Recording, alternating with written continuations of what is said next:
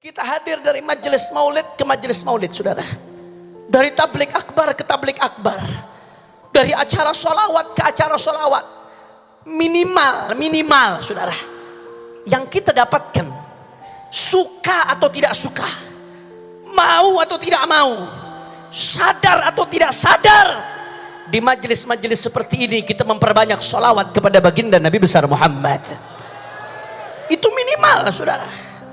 Sekali duduk berapa yang kita baca?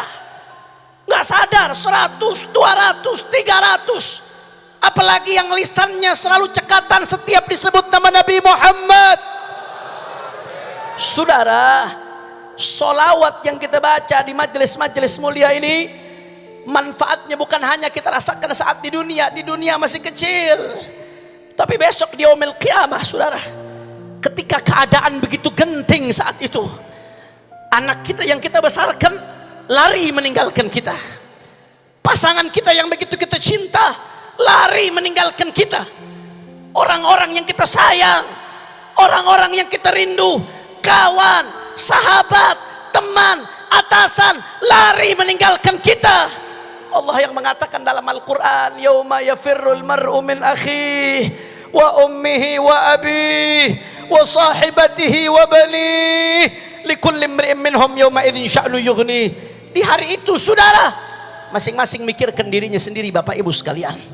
Saking gentingnya keadaan di padang mahsyar, itu sampai-sampai dikatakan orang-orang nanti di yaumil qiyamah, di padang mahsyar hari kebangkitan, semuanya dibangkitkan dalam keadaan telanjang, saudara. Tapi satu sama lain gak ada yang sadar kalau dirinya telanjang, gak ada yang sadar kalau kiri kanannya telanjang. Bahkan dalam satu riwayat disebutkan, saking parahnya keadaan padang mahsyar, sampai-sampai ada orang yang minta kepada Allah, ya Allah, ya Rabb, segera percepat keadaan ini walaupun aku harus masuk neraka, saudara. La ilaha illallah. Miliaran orang saat itu, miliaran orang puntang-panting nyari selamat. Di dalam Sahihul Bukhari, mereka rame-rame datang ke Nabi Allah Adam. Apa jawaban Nabi Allah Adam? Ghadibal yawm rabbuna ghadaban lam yaghdab qablahu mithlah wala ba'dahu mithlah. Nafsi, nafsi. Kata Nabi Allah Adam, beliau angkat tangan, saudara. Nabi Adam yang diharapkan sebagai kakeknya semua manusia, dimintakan pertolongan hari itu. Apa kata Nabi Allah Adam? Hari ini Allah marah dengan kemurkaan yang gak pernah terjadi sebelumnya, sesudahnya. Nafsi, nafsi. Kata Nabi Adam sendiri, idhabu ila Nuh. Akhirnya rame-rame pergi ke Nabi Allah Nuh, jawabannya sama, saudara. Pergi ke Nabi Allah Ibrahim, jawabannya sama. Pergi ke Nabi Allah Musa, jawabannya sama, nafsi, nafsi. Pergi ke Nabi Allah Isa, lagi-lagi jawabannya sama, nafsi, nafsi. Nabi Allah Isa katakan, idhabu ila Muhammad. Pergi ke Nabi Muhammad. Begitu sampai di hadapan Rasulullah, saudara, ternyata hanya Rasulullah yang mengatakan yang berbeda, saudara. Ana laha, kata Rasulullah, aku yang akan kasih syafaat, kata Nabi Muhammad. Akhirnya Rasulullah sujud minta sama Allah di bawah arsy-Nya Allah. Begitu Rasulullah sujud, Allah berfirman kepada Nabi Muhammad, ya Muhammad, irfa' ra'sak wasal tu'ta washfa' tushaffa. Angkat kepalamu, wahai Muhammad. Rasulullah sedang tersujud. Irfa' ra'sak, angkat kepalamu. Wasal tu'ta, minta. Apa yang kau minta akan diberikan. Washfa' tushaffa, minta berikan syafaat, karena engkau dapat kuasa untuk beri syafaat. Begitu mendapat jawaban itu dari Allah, saudara, Nabi Muhammad bangun dari sujudnya. Apa yang dikatakan Nabi Muhammad?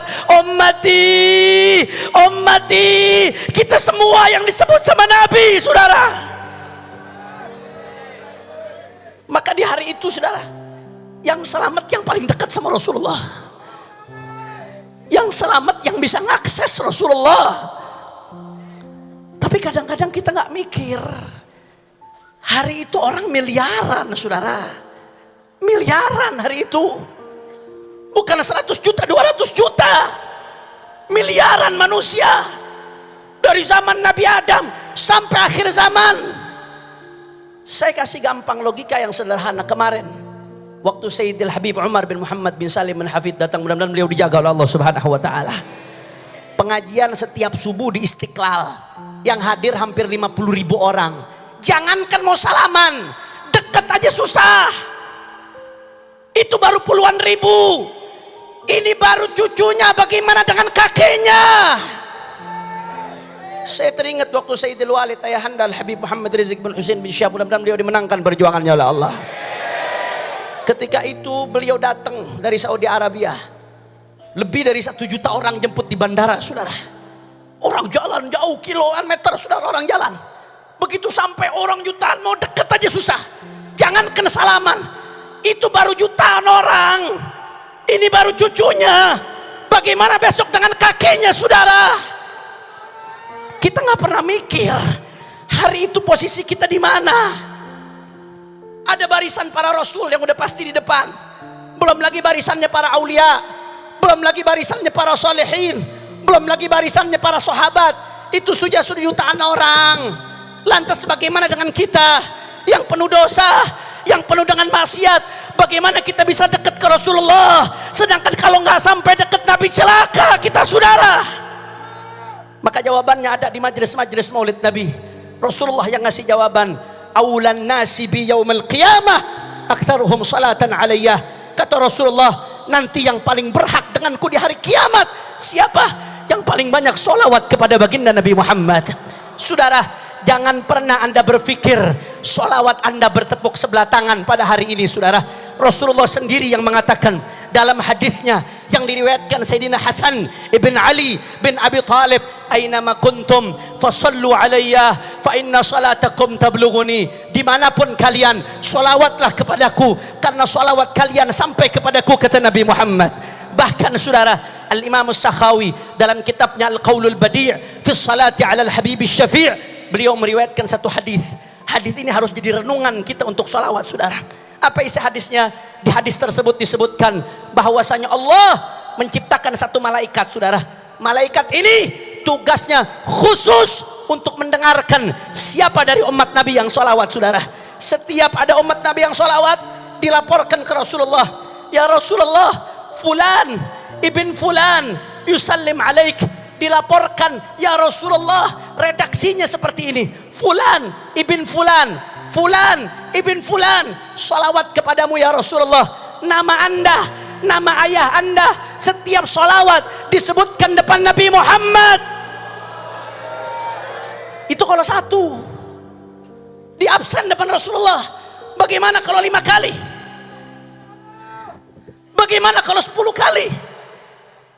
Bagaimana kalau 100 kali? Bagaimana kalau 1000 kali, saudara? Apa nggak dikenal sama Rasulullah? Saya teringat satu hadis dalam Sahih Muslim.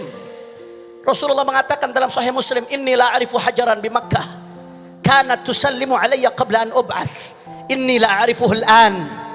Kata Rasulullah, setelah Rasulullah diutus, setelah Rasulullah hijrah, kata Rasulullah, aku ingat ada satu batu di Makkah. Batu Makkah, Bapak Ibu sekalian, Makkah itu isinya gunung batu. Mudah-mudahan semua yang ada di sini bisa haji, bisa umrah, bisa ziarah Nabi Muhammad. Tapi Nabi mengatakan, aku ingat ada satu batu di Makkah. Batu ini dulu sebelum aku diutus pernah salam kepadaku, kata Rasulullah. Batunya salam kepada Nabi Muhammad. Apa kata Rasulullah? Ini udah puluhan tahun berikutnya, belasan tahun berikutnya, kata Nabi, "Inilah arifuhul an." Batu yang belasan puluhan tahun lalu sekali mengucapkan salam kepadaku, aku masih kenal batunya. Saudara, batu benda mati salam sama Nabi, dikenal sama Nabi, diingat sama Nabi. Bagaimana umatnya yang dirindukan Nabi Muhammad? Ya Rab, ya Rab, ya Rab. Yang kita harapkan, sholawat yang kita baca di majelis-majelis maulid, besok ketika di hari kiamat miliaran orang berebut deketin Rasulullah, sholawat yang kita baca menjadi tanda yang mengenalkan Rasulullah kepada kita, saudara. Mudah-mudahan jadi tangga kita dikenal sama Rasulullah, dikenal sama Rasulullah, jadi sinyal yang nyambungkan kita dengan Rasulullah. Amin ya Allah, amin ya Allah, ya Rabbal